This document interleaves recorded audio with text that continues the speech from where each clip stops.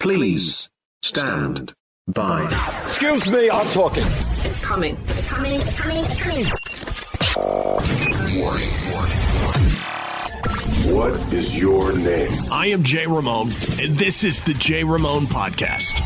If the FCC knew you were doing drugs on the air, shut us down! This gets more work done more accurately. I will sit down with bands, artists, chefs, business owners, and fellow Oklahomans to talk about their projects and dealing with day-to-day life. This stuff can give you brain damage. This is the Jay Ramone Podcast. Power of the internet is truly amazing. This is the Jay Ramone Podcast, and another special episode, and this is something I've wanted to do for a while. I've been talking to Daxton really about the last year or so. I don't know exactly when you launched Musicians Ignite, but I caught on to your reels and your content that you were posting right out of the gate. And so I started, before I even messaged you, I probably watched 10 or 20 of your reels that you posted just to see what the content was.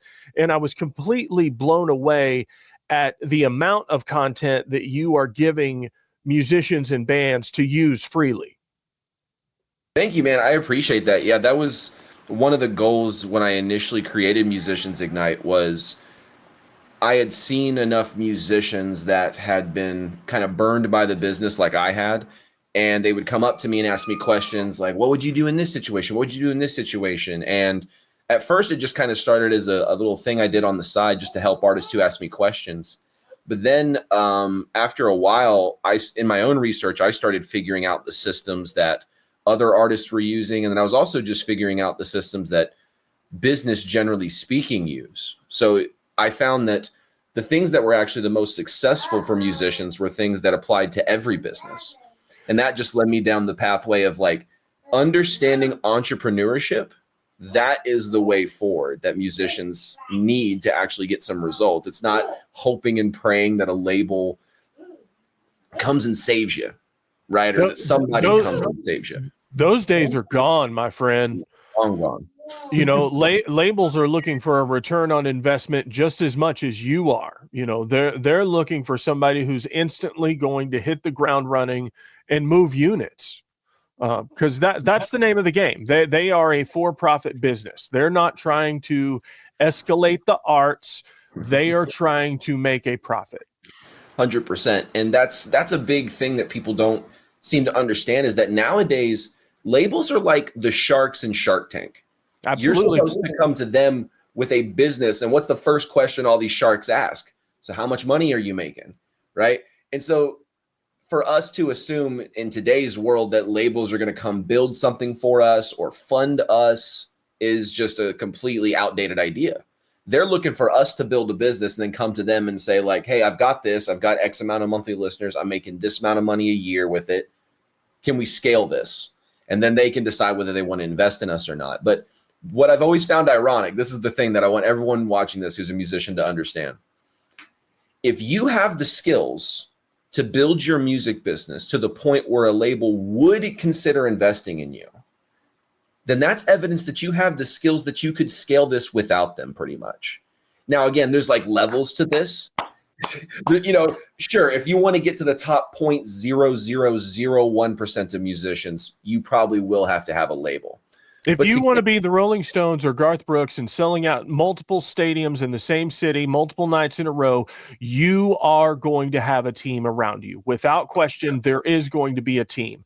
But you don't necessarily need it to get up to the arena level or playing 2,000, 3,000 cap venues. It can be done completely on your own. I've seen it happen multiple times. I've seen numerous bands who do it well. Oh, 100%. And that's what gets me so like pumped and excited about living in this time. Like, unfortunately, a lot of musicians are very upset or, just distraught over the new world that we live in. And there's a lot of resistance to change. I feel excited about a lot of this stuff because I see that the things that I used to idolize, right? I used to look back in the day and be like, man, I wish things were like how they used to be. Well, then I go and do some research about how things used to be. And sure, there were definitely some big upsides on the money side, but they would own most of your art. you didn't have any ownership over this thing that you slaved away, and that's like a part of your soul, technically. So when people say, you're selling your soul, I don't think it's necessarily like the big conspiratorial things like that people talk about, but it's when you create a piece of art, that is a piece of your soul that you have manifested. Blood, sweat, and tears. Sell that away, you're kind of selling your soul in a sense. So there's a reason Prince wrote slave on the side of his face to kind of protest what his label was doing to him. The Prince story is absolutely fascinating. The way he handled the entire situation with Warner Brothers is completely mind-blowing. And I want to talk about that a little bit with you, just because you have always been so far ahead with business acumen in the music business with your projects, that's what made me pay attention to what you were doing, because you were doing things outside the box and you weren't afraid to take chances and kind of ask some questions and do things differently than everybody else. But before we get into it, I want to talk about your event that you have coming up. You have a Musicians Ignite live event coming up this weekend in Norman. So I'm going to let you take the lead and plug this event really fast before we get into more of this. 100%. So yeah, August 1st through August 3rd, I'm going to be at the Noun Hotel in Norman, and we're going to be building out the music business systems that I've not only observed and studied for the past 10 years, but I've also been implementing with my clients the past handful of years. And the results that we've been seeing are just inspirational, to put it mildly. To see DIY artists that are making an additional $500 to $1,700 a month to people who have made with as little as 12 weeks with me have made like $7,200 using these systems. It starts to get you excited about what the future of the music business really could look like if musicians started taking this stuff seriously. I think the biggest problem for a lot of bands who have yet to see a return on investment really of any kind of the amount of money they're investing into their own art. I think it's just a lack of knowledge, a lack of know-how. We have changed the way things are done completely. And if you haven't taken the time to learn, you're never going to see that revenue stream for your band. Mm-hmm. Absolutely. It's all about learning what works, and taking the time to do so. That's why we did this workshop, is that we wanted to create an environment, not just where musicians could spend more hours on YouTube videos. I got plenty of those if someone really wants to do that, right? But the thing that actually makes the difference is not the information, it's the implementation. It's going from, okay, this is something in my mind. Think about like music. If you're a musician out there watching this, you had to take the information that was in your head, the song that was floating around in your ears, and you had to implement it and make it real. Well, the same thing is true with your business. You can't just like, oh yeah, this would be cool, and collect information and expect things to materialize. You have to actually go implement the systems. And the thing that makes it even better is you have to have a predictable system, something that's like, okay, for example, with your emails, that for every 100 people that come into my email list, X amount of dollars comes out. And that's a predictable system so that okay, so if for every 100 people that go through my email list, $100 comes out on the other side, how many people do you want to get into your email list? As many as you can. Gosh, and if you can make $2 for every one person that's in there, every 100 people you get, you make 200. And then you can start to scale that really quickly and create a floor of income that a lot of musicians are looking for from streaming that just isn't there, right? The royalty payouts are just not basically, if you're a DIY artist and you're in that build stage, royalties are just cherries on top. That's not going to be the bulk of the sundae. That's going to be how you're able to communicate and sell to your fans in a way that feels natural and authentic to you. And that's really what we're covering in depth over 3 days with musicians. Like, we're going to be doing hot seats, which is going to be cool. I haven't done that before, where we're going to take people from the audience and we're going to say, okay, we're going to cover this subject.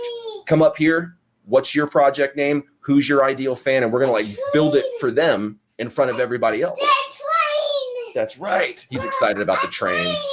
I love that you work with your kids and that he's there with you, because I bring my kids to work a lot. And sometimes they don't want to go, but sometimes they love coming up to the radio station and running wild and doing all the things. You know, we hook up gaming systems and do all the stuff. But I've taught them about all of the gear on the job while they've been up here with me. And so now my oldest son, he'll start asking questions, and he knows how to run my Rodecaster. He knows how to run, my DJ controller. And so he just sets it up when he wants and gets after it. And so now at school, he gets to do some of the audio visual tech stuff because some of the teachers don't know how to use the boards that are there in the auditorium and things like that. So it's pretty cool. Oh, that's awesome, dude. He's ahead of the curve, man. That's right. And I'll tell you right now, having done doing this event, I know that AV costs a good chunk. So if that's a skill set, that could be a very good monetizable. 100%. My mind was thinking forward on this. Like, let's get him way ahead of everybody else. Hey, man, I saw people in AV companies charging $40 for a power supply, man. Bro. It's crazy. It's crazy right now. It really is. I know one of the things you talk about a lot with Musicians Ignite is monetization and the return that these musicians have gotten and how they've seen a return for their art that wasn't there previously. And that's obviously very, very important because if you're not making money, you're not going to be able to fund the business for very long. Mm-hmm. But there is more to it than that. I feel like you put out a lot of useful information on sort of best practices, on what bands should do in creating content, what is the best way to do it, what's the best approach, what works, and then what are some of the worst things you could do to have a negative impact on your brand. Do you mind going into some of those topics for me? Sure. Yeah. So for me, one of the biggest revelations that I had with myself and my clients is that a lot of the content that used to work doesn't work anymore. And that content that used to work was primarily persona and ego driven. And what I mean by that is that like we would go spend money on music videos and then we would take that music video and chop it up into little pieces and then post that out as short form. That just doesn't really work anymore. Think about it like this. When YouTube very first came out, the quality of videos, what was the quality of all the videos? Garbage. It was garbage. It was like filming out of a toaster, right? But no one cared. Mm-hmm. All these videos were still going mega viral. Then around 2012-ish, high definition started to become the standard.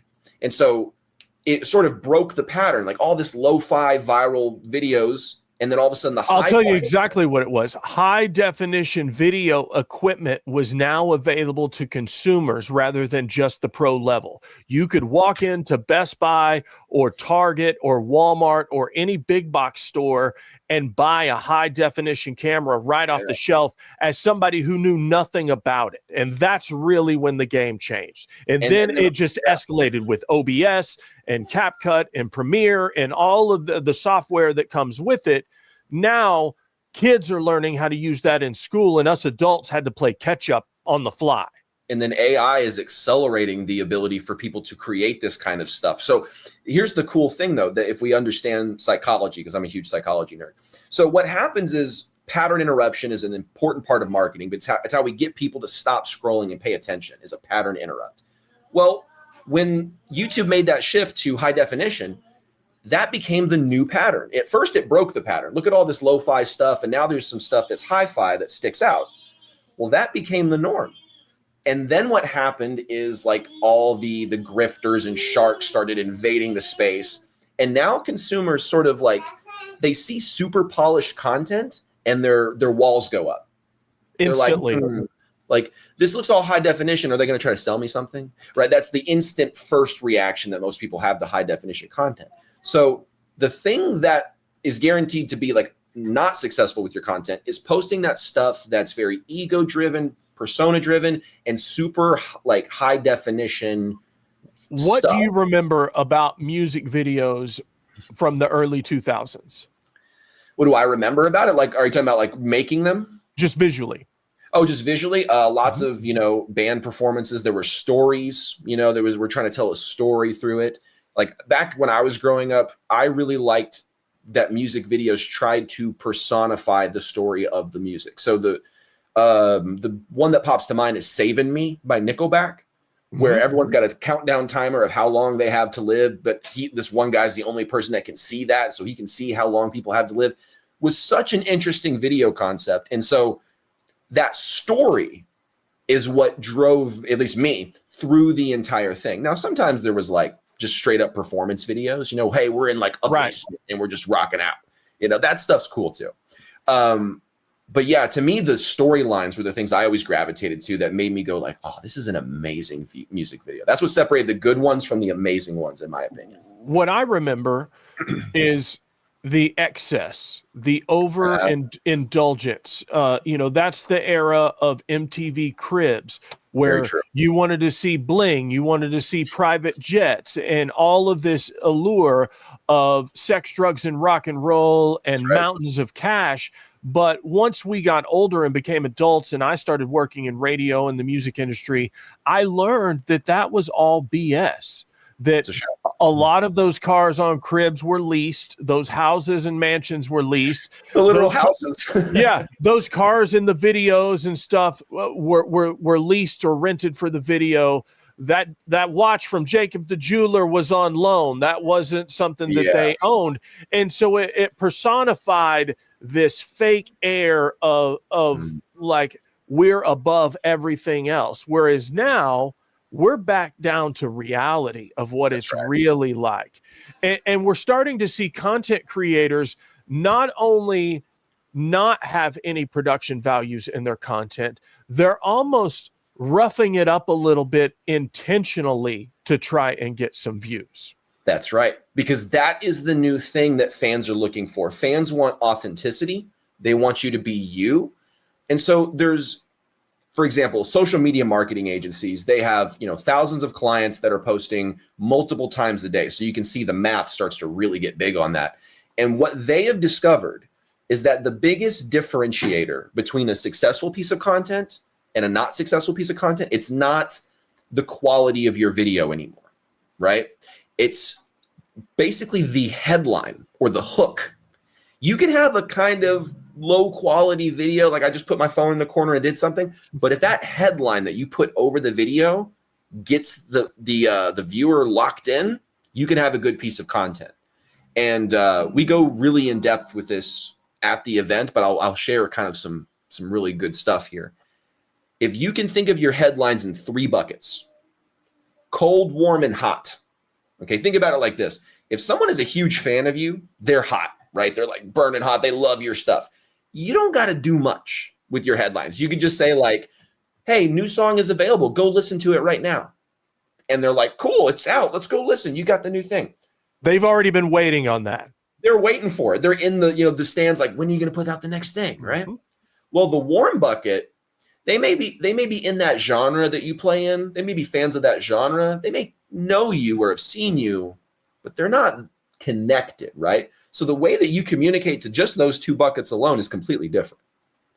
And now here's the big crux. The way that you build an audience is basically through cold marketing. You're finding people that have never heard of you before, getting them to stop the scroll and go, who is this band? Who's this artist? This is really cool. I'm going to check them out. The way that you communicate to those people is 100% different than the way that you communicate to the people that are waiting for you to release your music, right? So when you go to create your headline that's going to get people to watch your video, you need to have the mindset of like, am I targeting cold, warm, or hot traffic here? And based on who I'm targeting, I need to make sure I'm speaking in a way that it's like, if I'm targeting the cold audience, I got to try to appeal to as broad of an audience as possible, right? I can't say things that only the people, let's say that like rock and metal, only they would know. That'd be like targeting a warm audience. You're using terms like, when hard rock used to sound like this, or when post grunge used to whatever, that's speaking to someone who like knows the genre. But when you say something like, so I guess the algorithm decided that you need to hear this, that could apply to anybody. Anybody. That's broad, right? So if you want your content to start performing better and build more of a fan base, focus on creating cold headlines and cold content that's trying to get those people that don't know who you are to know who you are and become interested in who you are. It's the most important thing you've said right now. with this whole interview is because you have to market to the people who have no idea who you are. Meet them where they're at. The people who are already a fan, they're already going to be there. And you know this from social media. If a band only markets their shows by posting to their Facebook pages and their social media pages, they are never going to gain new fans because they're only marketing to a small percentage of people who are already their fans. They're never meeting any new ones. Absolutely. And that's the thing that people, here's another little bonus tip. So when you go to your social media platform, if you post a reel, the algorithm is designed to send that to as many people as possible. So if you make your content targeted towards your hot leads, your fans who are already obsessed with you, the algorithm is not sending it to them first anymore. That would have been like the days of social media. Like, let's send this to your followers, and if your followers engage, then we'll send to more followers. That's not how it works anymore. That's pre-meta Facebook. Exactly, right? Yeah, that's pre-meta. So nowadays it's interest-based media. It's not even social media. So whatever the algorithm has deemed that you have an interest in, it will show you more of.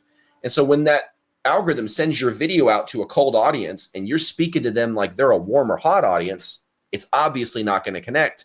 And therefore the algorithm is going to be like, well, people don't like this, so let's just not share it with any more people. I don't mean to get political, because what I'm about to say is not political in nature at all. Politics is just the greatest example. Okay.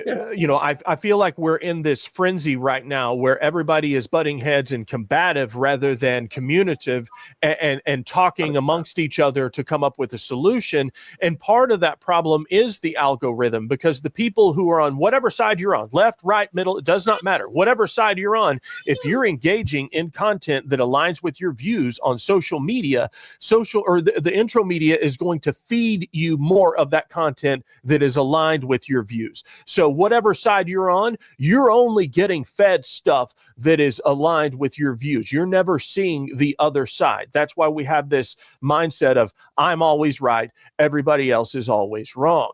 And when you translate that into the music business, it's the same way. So if a person is liking, we'll just say Chevelle for an example. If someone likes Chevelle, and they're going through and they're liking Chevelle's content and liking their reels and their videos and stuff, it's going to be feeding them more content with similar sounding artists where they may discover a band that sounds similar to Chevelle that they've never heard of. Right, that's 100%. The algorithm is looking for patterns of behavior and how it can, okay, you have a behavior of engaging with this type of content. So let me try to figure out how to send you more of that. Right. And so, yeah, it's so important that when you get that moment, that first impression with someone, you do your best to connect with them.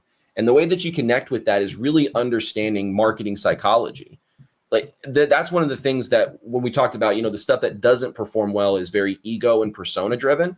The stuff that does perform well is focused on the fans. Absolutely.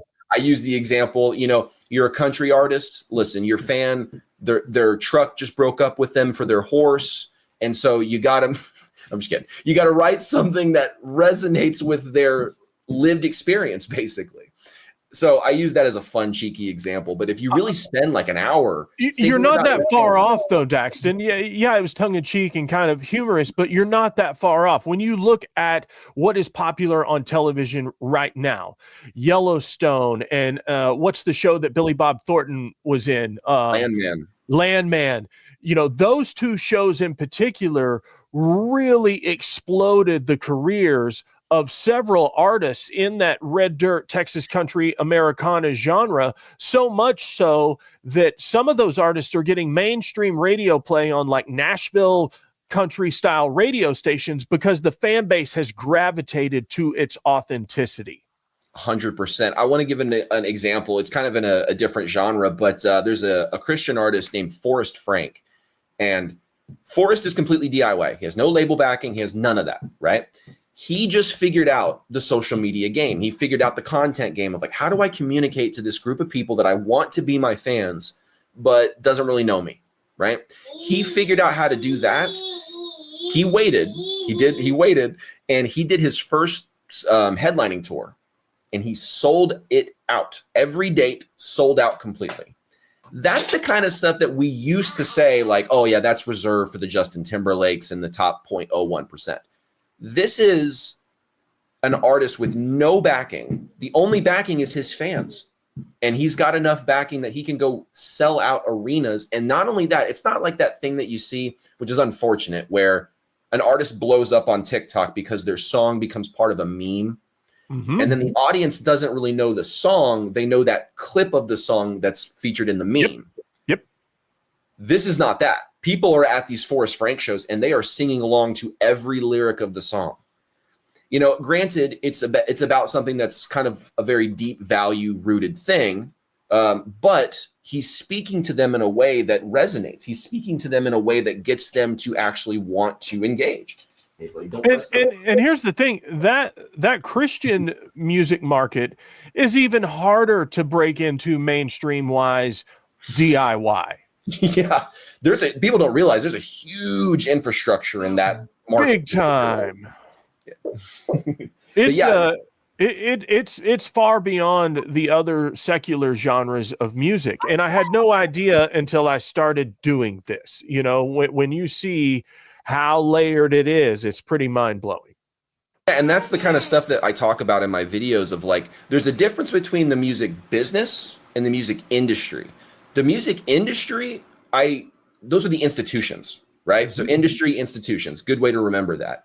And institutions, they want to protect their interests. They have their own incentives. When you know the business, you know the economics between how a fan and an artist can transact with one another and exchange value. You can build that without the label.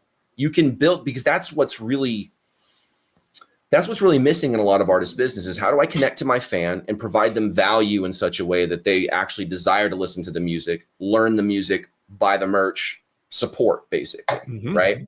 So it's extremely important to figure this out, you know. There's so many different things I want to share with that, but the big overarching point that I want people to understand is you've got to learn the systems. You've got to learn, like, okay, how do I take someone from cold to warm to hot? How do I take someone from, like, they just kind of know me to, yeah, I'll join your email list, to, dude, like, I know about your journey and I resonate with your journey. And that's one of the things that we focus on in our with our private clients, is building out your email list in such a way that you can accelerate the speed at which you build that rapport. Because we kind of alluded to this earlier. It's all in the storytelling. It's in how you're framing something. How can I say that this song is interesting? Like, if I have a song that's about a breakup, but the frame, the headline that I give is like generic and doesn't really speak to a person who's going through a breakup. You know, here's the song of the summer. that doesn't do anything. You know, most people hear that and they're just like, that it's not, scroll. But when the 80s bright colors may be back in fashion, but its marketing is not back. That is a very good point. The fashion of the 80s is back, but the marketing isn't, which is funny because I'm a marketing nerd, so I'm always buying books and stuff. Like, you know what's funny? The first ever book that taught people wealth principles. Like, here's just something that you can do to increase your wealth. You know who wrote this book? Benjamin Franklin. It's this tiny little book from the 1700s called The Way to Wealth. And so I'm always studying these little, like, psychology bits of, you know, information and things that we can do. But, like, to me, it's always exciting to see that. Give me 2 seconds. I'll pull one off my shelf. No, you're good. Musicians, if you're out there watching this, it's so funny. There's so many principles out there that have been taught years over years about what works and stuff. And I've studied some 80s marketers and things like that. And yeah, some of that old marketing is very cheesy, very over the top and hypey. But there's a way that, heck yeah, dude. So I'm talking about. That one was my first one. That was your first one? Very first one. See, and that copy is easily 30 years old. That's so cool, dude.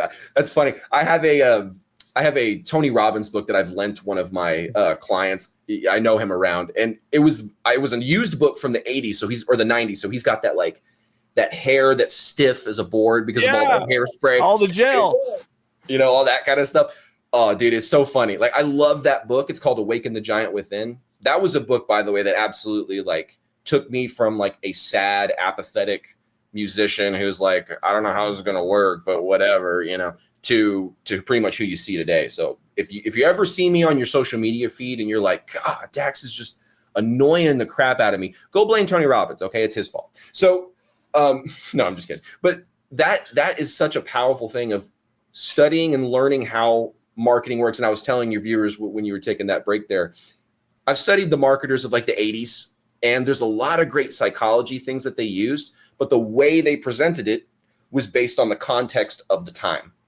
right? So we have to take a lot of the old school sales stuff that still works today, but we've got to morph it and we've got to present it in a modern fashion, or else it's going to fall on deaf ears. People are going to think it's corny or cliche. But if you know how to communicate stories, that is where sales can happen with the least resistance. Absolutely. Instead of trying to be like, buy this merch bundle, or, that can kind of work if you've got like 100,000 followers and you send out and maybe a tiny percentage of them are in that hot bucket and are willing to buy. But really, if you tell your stories right, you not only build rapport and connection with your audience, but you also, I'm going to use a fancy sales term here, you pre-frame them to desire to support you before you've even made the ask. Yep. And that's really that was the thing that when we discovered that and started implementing that in my own band with Kira, and then I started showing it with my clients, that's the thing that gets me really like pumped up is you can create an affinity with the right story. I had a friend who's a family friend, and she heard that Gwen Stefani song that came out a couple years ago called Purple Irises. Mm-hmm. And she heard it on the radio and she goes, yeah, it was okay. And that's okay. That's not a great reaction. If anybody heard your music and went, meh, you'd probably be like, ooh, that hurts my ego a little bit. Well, then she went home and she turns on Hollywood Stories or whatever. And there's the story about this song. And it's Gwen Stefani talking about how it's a metaphor for her love for Blake Shelton and how they found these purple irises and she dug them out, threw them in the back of the car and tried to race back to their house before they died in the back of the truck. And she runs out there and she plants it. And at first they were kind of dying and she's like, oh, it didn't work, but she keeps watering it. She's like, I'm just going to keep watering it. Hopefully it grows. And sure enough, it blooms and she's got this beautiful like shrubbery full of purple irises. And when my friend heard that story, she fell in love with the song. Changed her mind completely. Think about how powerful that is. She already heard the song. There's no surprises here. It's not like she's going to hear it again and go like, whoa, this is different. It's like, no. It's the same song. But the same lyrics, same melody, same performance. Same everything. But the story, the frame that she had before hearing it changed her experience completely. So if you understand how to tell stories the right way, you get fans who otherwise would just like see a normal bland piece of content and go, meh, and just keep scrolling. You can get them to go, huh, that's really cool. That's really interesting. So that's why I emphasize whether it's your content, your emails, whether you're on stage communicating with people, that has to obviously be a lot shorter, but you have to figure out how to master your communication because that's really where the value is in your music business. Share the number one biggest success story from one of your clients. Oh, man. So I had a producer, actually. Funny enough, he's in a rock band, and he has his own band, and he's been working with them, and then he does producing on the side. And so he's got this music business, and he's trying to figure it out. His name is William Thomas. And he comes to me, and we start implementing these systems. And within 12 weeks of working with me, he had made $7,250 from implementing these systems. I had another client named Alan Michael, who is another independent musician, and he was able to get $2,500 within 10 weeks, right? And these are people that are starting from scratch, pretty much, right? Like Alan had a bit of a fan base. William was pretty much starting from scratch. And we were able to get these musicians to this point because we understand the system of, okay, how do I attract the right fan? Not just a fan that might passively listen to my Spotify once every 2 months. How do I track the person that's going to listen to me 2, 3, 4, 5 times a week, right? Then how do I get them into a medium, a list that I control? Because newsflash, Mark Zuckerberg owns your Facebook followers and your Instagram followers. Elon Musk owns your Twitter followers. Whoever the owner of TikTok is, he owns your followers. You do not own those. When those go away, if you haven't connected with the audience on your own, they're gone. They are gone.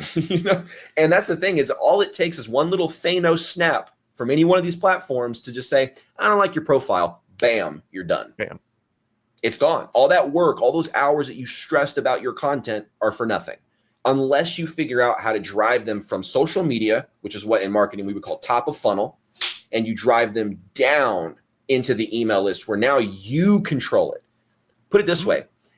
eBay back in the day bought Skype for $2 billion. Now that's, when you look at that on the surface, it's kind of dumb because you're like, okay, you're telling me eBay couldn't just model that technology and create their own version of Skype?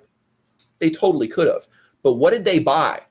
They bought their customer list. That's all they wanted from Skype, was the emails and the names of all these customers. And so they're like, here's $2 billion. Give me all them names. That's how valuable having a contact list is, because it's a list of people that you own, not the platforms, not some other big corporation. You own that list. And so that's the biggest thing I can hopefully share with everyone, is to get to those results like we were talking about. You've got to have that system of get them from social media. Okay, they know about me now. Let's get them into the list where I can reach out to them. And the algorithm doesn't get to decide. In email, it's great, because if I have 1,000 people in my email list and I send out an email, it's going to all 1,000. It's not doing this whole we'll send it to 20 of them, and if they open it, we'll send it to the... That's not how email works. Nope. You own that list. So when you send out an email, it goes to everybody, right? So figure out how to get them, learn that system of content to email list, and then from email list, learning how to tell stories and communicate that builds that affinity so that you can actually get it to where, this is the phrase that me and my clients, we always talk about. The job of the email sequence in the beginning is to get them in a position where they feel like they're in the stands cheering you on for that final touchdown to win the game, right? We want them to be like, yes, go, go. We want you to succeed. Look at all the crap you've been through. Because I know musicians out there, you've probably been through tons of crap to get to where you are right now. Don't be afraid to share that with people. Be vulnerable. That's that rawness and authenticity that people are looking for, is not to look at you and say wow, you're larger than life and better than me. People kind of want that, but really what they want is wow, you're just like me. I really connect and resonate with you. So I'll give a tip to really help people out here. This is how you should tell your stories. Don't tell your stories like when a kid comes up to you and they go, so I did this, and then I did this, and then I did this. Don't do that. Don't do that. Tell stories in a way that gets people to put themselves in your shoes. So instead of you saying something like, when I was 7 years old, I heard Led Zeppelin, and that made me want to be a guitar player. And then when I got older, I did this, and then so on and so forth. Change it. Put the fan in your shoes. Say something like, I discovered Led Zeppelin when I was 7 years old. Do you remember what that was like, that feeling that you had the first time that you heard an artist that made you just fall in love with music, and you just got this excitement running through your veins? That's the way that you get people to feel the emotion of what that was like. So now when they hear that from you, they don't just go, oh yeah, he liked Led Zeppelin when he was 7. No, it's like, oh, I remember what that was like. And then human beings were super empathetic. So they're feeling all of those emotions as they're reading. They're getting in the state necessary so that when finally you're like, hey, I've sent you a few emails about my journey and my story. Here's the best way to support me so that I can keep putting music out. The positioning is totally different than as soon as they join the email list, you're like, buy this merchandise now. Here's $5 off to the merch table. Go, go. That's what most people do. And that's why most people don't get results in their emails. And when I say most people, I even mean big institutional bands. I've signed up for 200 plus email lists doing research for this. And bands that you would think would have these systems down do not. It's all the same. Hey, $5 off coupon to the thing. And hey, super August merch bundle. Hey, it's Black Friday. That blends in with every Target, Ulta Beauty, Harley Davidson, whatever. Whoever you've given your email to, you've gotten those emails a billion times over. But you're not wrong. You're 100% spot on. It's sad because I was like, okay, I'm going to go get on these email lists and I'm going to see what they're doing and see if that's working. And then I hear people in those camps like, yeah, man, we're struggling to even get 10% open rates. I'm like, 10%? Like my clients are getting an average of 28 to 45% open rates. What the hell are y'all doing? Which is insane. That's crazy. Insane high. Well, and that's the thing is we're in a business where like, think about like any other business. You got to work really hard to get the customer, the fan to be like, I love your stuff. We're musicians. The music does most of that for us. So if you can build that connection with the content and the stories and make curiosity inducing subject lines, people will open those emails happily because they want to hear from you. They want to hear that next story. They want to hear that thing that inspires them or gets them more into your world, right? It's kind of like initiation sometimes. But those are the things that matter. And then I see like, I won't say any band names because I don't want to cast aspersion on anybody, but they'll say that they're getting 10% open rates. And I go and I look at some of these emails and I'm like, well, no wonder. You're trying to beat me over the head with a sale before we've provided any value. So that's kind of what we do different is from the get-go, it's providing value to the fans so that you're setting the tone. Hey, you're on my email list. Here's some cool free stuff. Here's some cool early access to some stuff. They're like, well, this artist is dope. He just gave me some value and he didn't really ask for anything in return. Right. Gave them something without asking for something. Exactly. And you give that knowing full well that it's like, I'm just eating this. I'm just giving this away because I want you to like, there's a psychological trigger called reciprocity. So bare minimum, you want to give them something. So then they'll feel more likely, you hold the door open for them. They'll want to hold the door open for you. But a lot of artists are sitting there with their hand closing the door and be like, open it because I'm awesome. It's like, that's a very hard game to play. The I'm better than my audience, but still buy things from me game. That doesn't work out very well for many people. That approach worked well in the late 90s, tongue-in-cheek, like high school movies, but that doesn't work in reality. No, not at all. No, this is going to sound cheesy as hell. You got to care about people. Like you got to think about your fans and think of what does their day-to-day life look like? What are the emotions that they're feeling? The things that they sit around all day and they're like, man, I wish this was different. Because your music can help be a remedy to a lot of these things. When someone's going through a bad breakup, one of the first things people do is turn to music because it provides that sense of like someone understands what I'm going through, right? And I feel understood, I feel heard, and I feel connected to. If I'm going through a breakup, I don't want to go listen to music so I can go, look how bad, look how awesome this dude is. Like, that's not what alleviates my suffering. That's not the reason I go to music. People go to music because they want escapism. They want some kind of suffering alleviated. They want inspiration. They want motivation. They want a path forward through whatever it is they're going through. And so if your music and the marketing around your music can help provide that, that's going to give you connection, because you're actually speaking to what people care about because you actually care about your fans, right? Because that's the only time you can't get to that level of understanding unless you genuinely have empathy for somebody, Give the details for your Musicians Ignite event this weekend. So August 1st through August 3rd, we're going to be taking 3 full days, like 9 a.m. to 5 p.m. We'll have a lunch break in there. I won't completely starve you guys, but we'll go 3 days and we're going to hammer out these systems. So you're going to learn the systems of getting fans into your music business. We call that fan acquisition, fancy business stuff. Then we're going to learn the email systems that I just talked about. How do we get them from social media to email? Get them from email to buying something. That right there is the magic system. Magic. That's the system that we're all trying to build, right? That's what we're all like, what's the thing that would actually make my music business work? If you don't have those systems, maybe the royalty game will pay off in 10 years, but I wouldn't count on it. I'd rather count on the fans who are wanting to support you now and learn those systems, learn that process. It took me a while, man. Like I told you, I'm a music nerd and a book nerd. So I've got right now I've got next to me, funny enough, I'm actually going to be giving away some of these books at the event because I like giving away books. I think some of the most important things I've learned have been found in books. It's like I'm like someone who's going gold mining. I'm trying to find the gold nuggets inside of all these books. But like one of them that I'm going to be giving away is the No BS Direct Marketing for Non-Direct Marketing Businesses book by Dan Kennedy. This book, with its long giant title, is actually one of the best like primers on direct marketing, which is fundamentally what I teach. Is I teach musicians how to achieve what's called direct response marketing. How do I get a fan to see something and act, right? Think and Grow Rich. This is like one of the biggest mindset financial books in the world. We're going to be giving this away.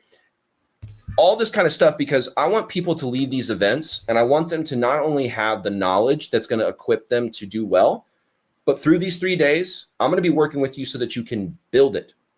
You'll have the emails, you'll know what stories to tell. You'll know how to DM your fans and not just be like some spammy, like copy and paste, kind of person, because nobody likes that. By the way, just because I have a platform with you right now, musicians, please stop spamming your fans. Please, for the love of God. Don't comment on people's posts and be like, this is the new thing that you've never heard of, link to Spotify. Please don't do that. Please don't message them with those kinds of things. Nobody wants those messages. But there is a way that you can message your fans. And if you're empathetic and you actually like try to communicate with them like human to human, you can reach out to your fans. And there's a system that we go over that's been one of the best ways to get those hot leads, those people that really like you, into your email list first. Get them in there because the people you want in your list are the ones that actually want to support. You don't want to fill your list with some casual bystanders that don't really care, right? That'll just decrease the performance of your email list. So we're going to be covering all these systems. So you got the fan acquisition system. You know how to get the fans into your world. You've got the system to actually build that rapport and build that connection so that you're not just like another artist they found on TikTok or whatever. And then finally, like, how do you create an offer that is so good that when they're done buying, there's like smoke leaving their credit card because they had to buy so quickly. You know what I'm saying? Like, this is so amazing. Swipe. So that's what we're going to be covering over the next 3 days. We're going to be at the Noun Hotel. So if you want to get your tickets, go to musiciansignite.com/go-live. That's the URL. Try the www if anything gets weird with the link. Sometimes that happens. So if you go to that website, you can get your tickets.